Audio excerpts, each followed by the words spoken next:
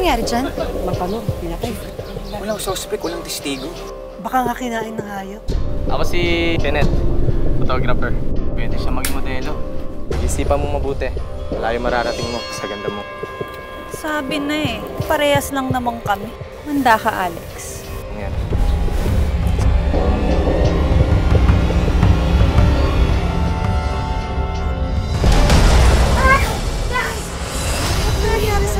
Bakit gusto? May lalaki gusto pumasok sa akin dito sa kwarto ko. Hindi ko alam, hindi ko nakita yung mukha niya eh. Iniwan mo kasing bukas sa bintana mo eh.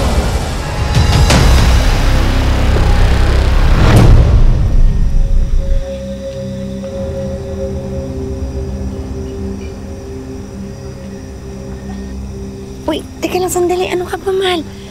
Baka mamaya may makakita sa atin dito. Mahal, walang makakita sa atin dito. Sige na, pagbigyan mo na ako. Uy, ano ka ba? Tumigil ka nga dyan. Mahal, ilang taon na tayo. Ikakasal na tayo. Ang tagal ko na naghihintay, hindi mo ako pinagbibigyan. Ngayon lang, oh. Ay, ano ka? Tumigil ka dyan. Tumigil ka. Ano ka ba? Hindi mo ba ako mahal?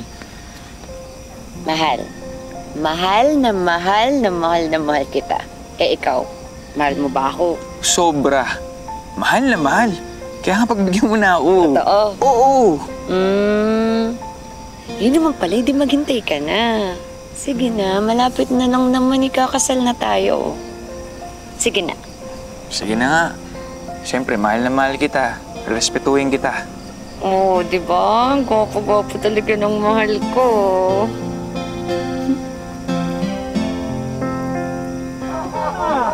Sobrang nire-respeto ko si Karen. Mahal na mahal ko yun, alam nyo. Pag sinabi ng mahal ko na maghintay ako, siyempre maghihintay ako. Yun! Diba? Diba? Oh. Hindi ako nagmana sa'yo, iba ka eh, di ba? Tagay! Ito eh. Uy, Bel! Ako ka! Dito na ako. Usot kayo. Dito ka sa akin. Yun! Diyan na ako. Okay na ako dito. Bel, si Alex. Pala. Ako, Alex. Pwede kang makascore sa akin. Yan o. Pala ito. Maribel, huwag ka naman nagbibiro ng ganyan. Hindi ako marunong magbiro. Seryoso ako. Kung laban ka, laban din ako.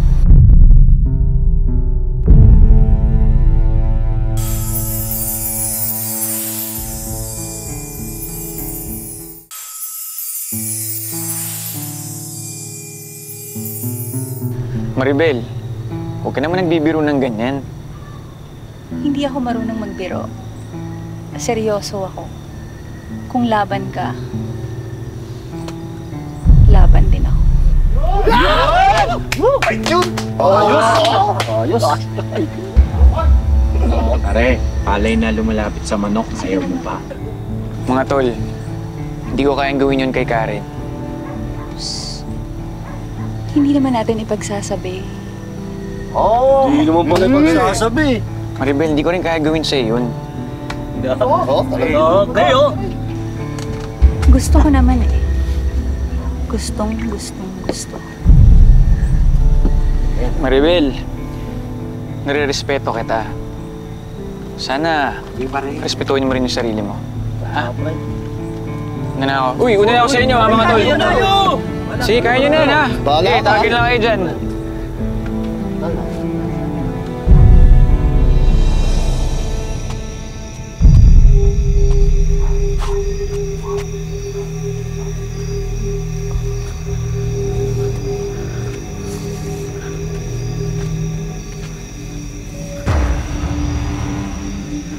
Maribel! Ikaw ba yan, Maribel? Pwede ba huwag mo akong guguluhin? Iba na lang yung aswangin mo. Meron na akong mahal na iba. Huwag ako.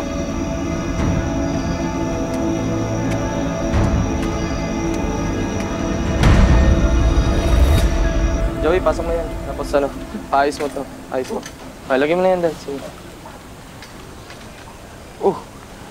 Ano kaya to?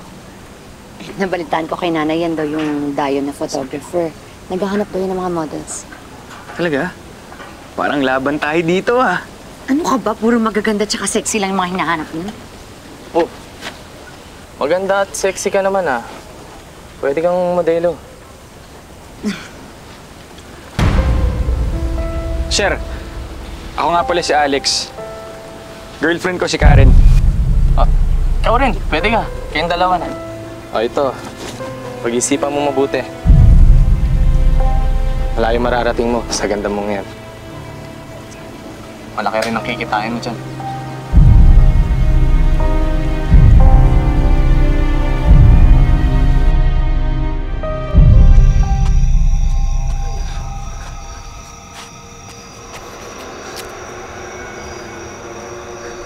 Hayop ka!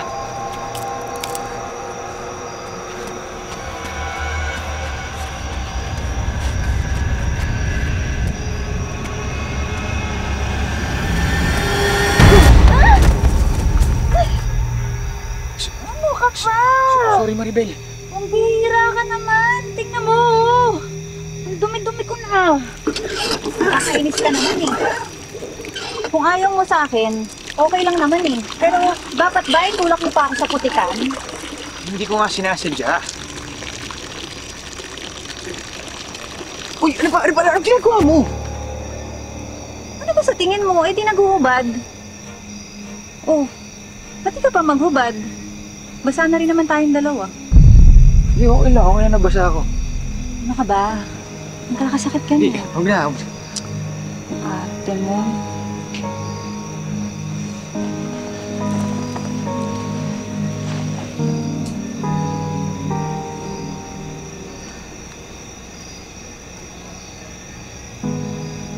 Wow.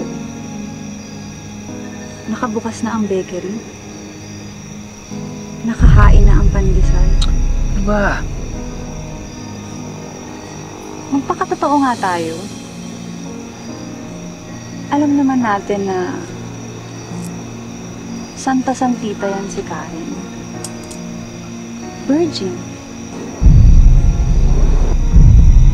Kaya nga dapat makaisa ka muna. Parang practice bago ka ikasal.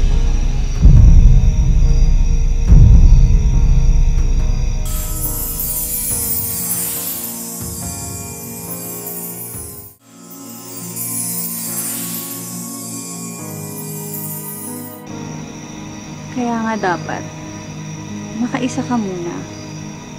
Parang practice bago ka ikasal. Huwag mo nang hintayin ako pang magalit sa'yo, ha? Oo, virgin ako. Pero kung yun ang gusto ng mahal ko, yun ang susundin ko. Napaka-arte mo. Hoy, hindi mo ba alam na pinagkakaguluhan ako ng mga lalaki? Buisit ka.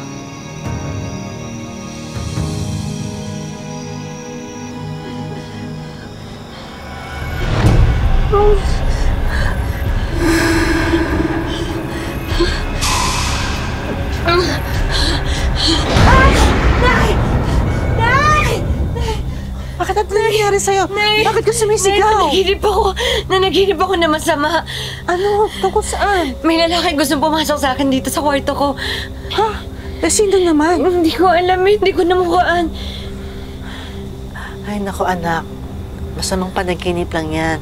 Sa kanila bigyan yung likod mo. Iniiwan mo kasi bukas tong bintana eh. Nay, sinarado ko yung bintana bago ako matulog. Sigurado ka? Dali.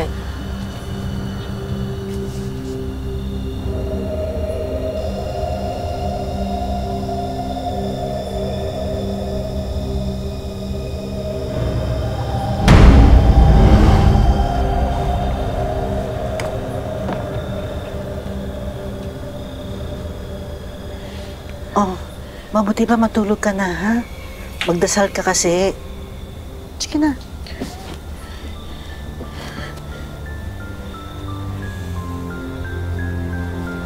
Tulog na.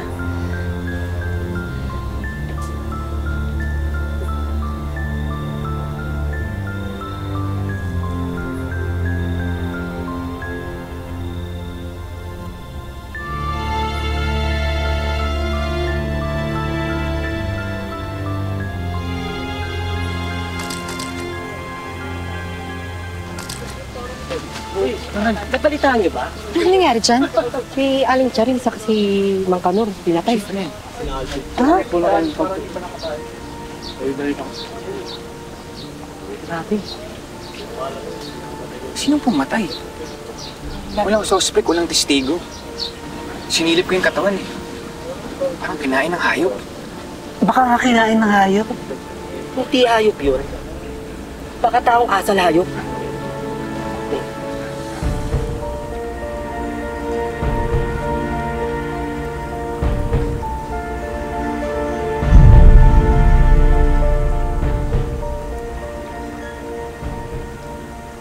$50 katao ang bisita sa kasal ng anak ko.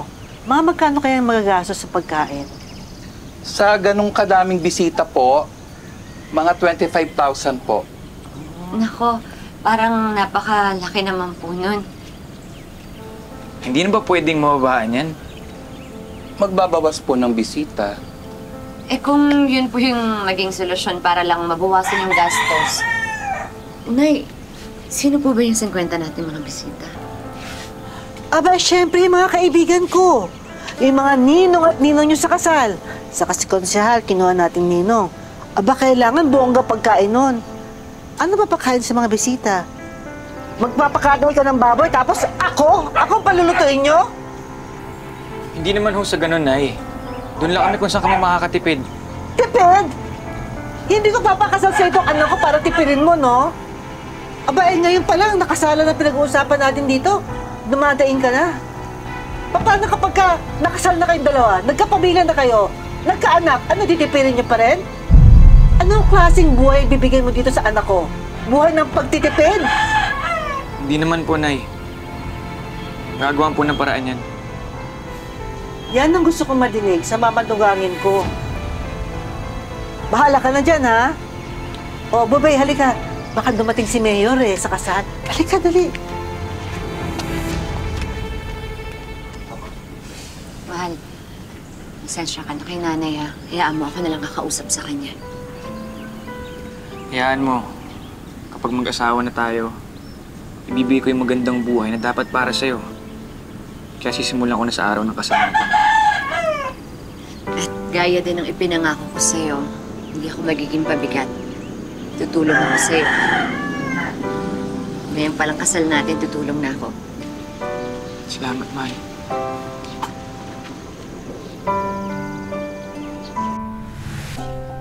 Halika, pasok ka dito, dali. Yan, dito. Yan. Oh, alam mo, masaya ako na nandito ka. Salamat, pumunta ka. Sandali lang naman to, di ba? Oh, huwag kang mag-alala, ha? Hindi kita kakagatin. Oh, ayusin mo yung buhok mo. Ako na po. Salamat. Ano, simulan na natin.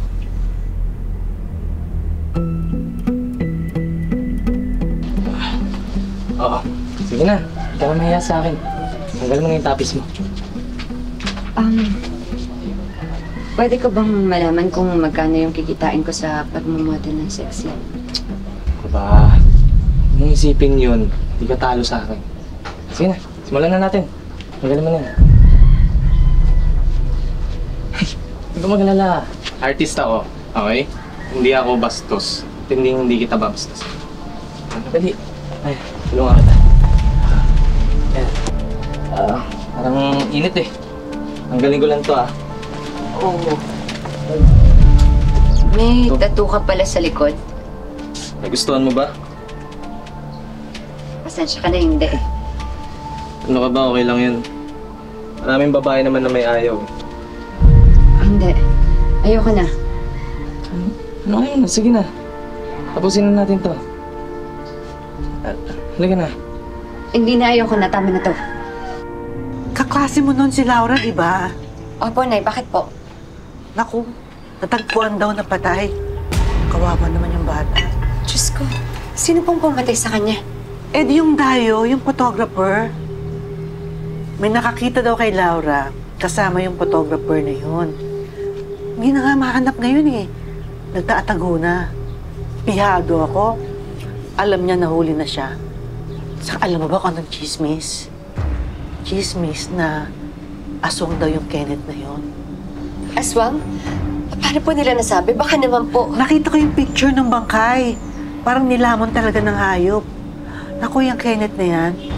Kung di man aswang ang Kenneth na yan, pihado adik yan. Alinman sa dalawa, hayop pa rin siya.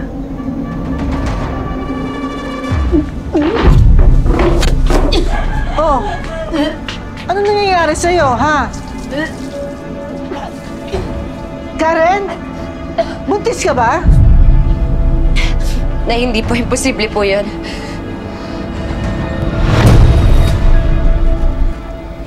Nasaan na po si Karen? Ay, naku, mapinasundo kay Donald eh. Dapat nandito na yun ngayon. Ano Ayaw Donald? lumabas ni Karen. Hinandado niya yung sarili niya sa loob ng bahay. Ano? Oo. Talagang hindi nalalabas yun si Karen. Dahil sigurado ako, nilamon na yun ang kahihiyan niya. Tama na, umalis ka na dito, ha? At gusto niyo bang malaman kung sino yung kabit ni Karen?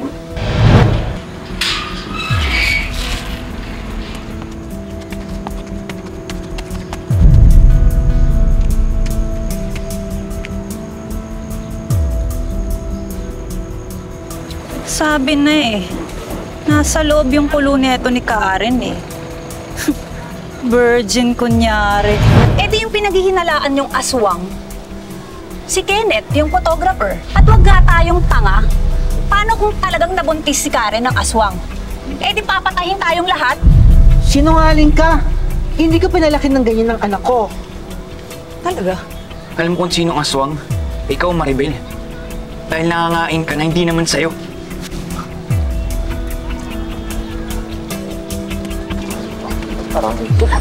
Anak! Anak, ano ba nangyayari sa'yo? Buksan mo to! Mahal! Pre, buti pa sirain natin yung pinto. Kain mo na. Mahal! Mahal, ano nangyari sa'yo? Anak, bakit? Bakit, anak? Ano ba nangyayari? Ano ba nangyayari sa'yo? Mahal, sige na, magbihis ka na. Bumalik tayo sa simbahan, hindi ka na. Alex, hindi tama na makasal ako sa'yo eh. Kasi madami akong babae.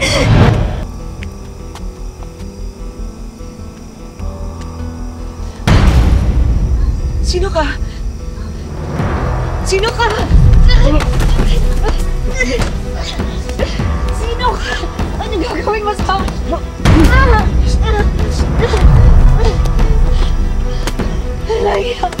Ano gagawin mo sa akin?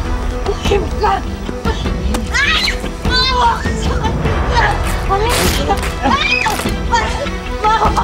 Ano gagawin mo?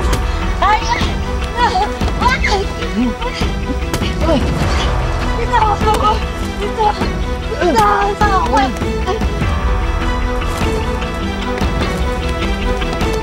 Binahasa ako ni Kenneth.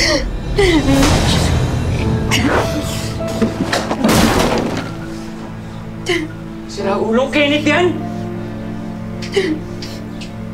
Alex! Alex! Tama na! Tama naman na! Mahal, kahit masakit sa akin, tatanggapin ko. Nangako tayo sa bawat isa, di ba? Na kahit anong mangyari, hindi tayo magkakaiwalay.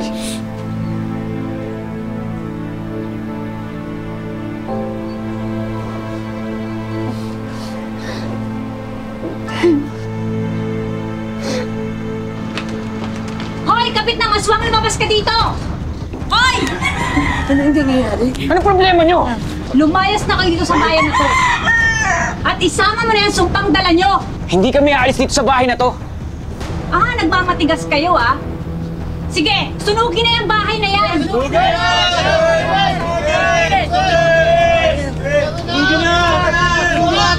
Magmasin tayo dito. Doon kayo dumaan sa likuran. Paano yung mga gamit namin? Kaya na po natin yung mga gamit. Halika na po. Halika na. Bisa natin.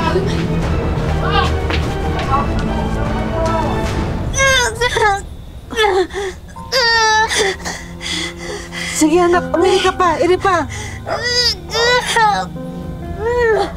Konti na lang. Sige, iri.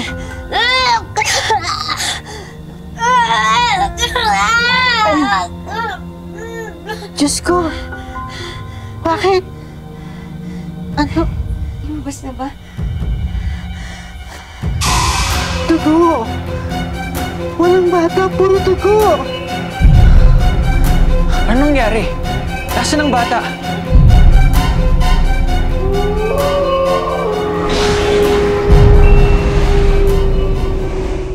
Ano nga kaya ang misteryo sa likod ng pagbubuntis ni Karen?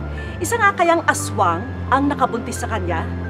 Para matulungan sina Karen, agad kumonsulta ang aming team sa isang eksperto. Pwede karanas na tinatawag natin na pseudocyesis o yung false pregnancy. Usually, ang nakakaramdam nun yung mga babaeng gustong-gusto talaga magkaanak, yung mga infertile women. Ayan, ready na po ang mga regalo namin para kina Karen at Alex. Pero may special request po sila sa amin na sana ikubli na lang ang kanilang mga pagkakakilanlan. Dahil na rin sa pinairal na community quarantine, ipapadala na lang po namin itong mga regalo namin sa kanila. Kaya, ready na tayo? Karen, Alex, para po ito sa inyo. Simulan natin yan dito sa bagong sala set na ito para sa inyong mag-asawa. Pangalawa na agad, itong beauty products business na ito na tiyak makakatulong sa inyong bagong simula. Meron tayong assorted appliances dito, Karen at Alex. Meron tayong rice cooker. At syempre, kompleto yung mga gamit natin sa dining table. Meron tayong assorted plates, glasses, mga servingware. At para kompletuhin pa yan, idagdag na rin natin itong frozen meat products na ito na pwedeng-pwede nyong pagsaluhan. Power laundry, kaya ito, para po yan sa inyo. Wait, there's more! Isama na rin natin sa ating listahan ang RTW business na ito. At syempre, ito naman ang pinaka-highlight namin, Karen at Alex. Ang Wish Ko Lang Money Bowl, para ito sa inyo. Sa lahat ng mga gastusin nyo at kung meron pa kayong business na gustong pasukan, ito ang inyong kapital. Literal na naging masalimuot ang buhay ni Karen dahil sa paniniwalang nabuntis siya ng isang aswang. Pero ngayong nabigyang linaw na ang misteryong ito, handa na muli siyang bumangon at magsimula ng bagong buhay kasama ang kanyang asawa at ang kanilang bubuuing pamilya. Mga kapuso, lagi po natin tatandaan, hanggang hindi tayo napapagod humiling at maniwala, hindi rin tayo mapapagod lumaban sa buhay.